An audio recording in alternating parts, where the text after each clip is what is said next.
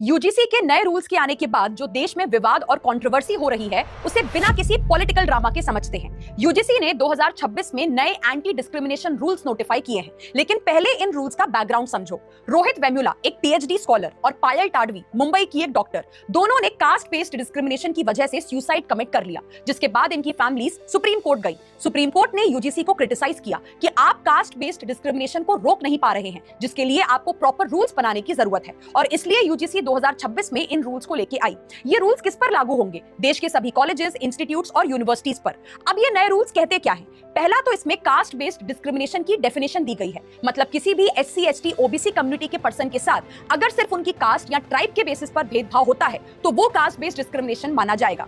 दूसरा, ये रूल्स आए हैं एससी, एसटी, ओबीसी कम्युनिटी के लोगों के लिए, मतलब अगर इनके साथ कॉलेज या यूनिवर्सिटी में डिस्क्रिमिनेशन होता है तो ये कंप्लेंट फाइल कर सकते हैं। अच्छा, अब ये कंप्लेंट कहां पे फाइल करेंगे? इसके लिए हर कॉलेज और यूनिवर्सिटी में इक्वल अपॉर्चुनिटी सेंटर बनाया जाएगा, जिनका काम होगा कंप्लेंट्स को रिसीव करना और डिस्क्रिमिनेशन को रोकना। इसके साथ साथ इक्विटी कमिटीज होंगी, जिनके मेंबर्स होंगे एससी, एसटी, ओबीसी, विमेन और पर्सन विद डिसेबिलिटीज के कैटेगरी के लोग। इनका काम होगा कास्ट बेस्ड डिस्क्रिमिनेशन की कंप्लेंट्स में इंक्वायरी करना और जिन्होंने डिस्क्रिमिनेशन किया है उनके अगेंस्ट एक्शन लेना। इसके अलावा एक 24/7 हेल्पलाइन भी होगी, जिस पर आप कॉल करके कंप्लेंट कर सकते हैं। अब इन सभी रूल्स को फॉलो करवाने की जिम्मेदारी कॉलेजेस और यूनिवर्सिटीज की होगी, मतलब वाइस चांसलर, प्रिंसिपल और डायरेक्टर्स की। और अगर इन रूल्स को फॉलो नहीं किया गया तो यूजीसी कॉलेजेस या यूनिवर्सिटीज पर एक्शन ले सकता है, यानी कि उन पर पेनल्टीज लगाई जा सकती है। अब जो लोग इन रूल्स के अगेंस्ट हैं उनके 3 पॉइंट्स हैं। पहला, कि इन रूल्स का मिसयूज हो सकता है, यानी कि फॉल्स कंप्लेंट फाइल की जा सकती है जिसके बारे में इन रूल्स में कोई बात नहीं की गई है। मतलब अगर कोई इन रूल्स को मिसयूज करके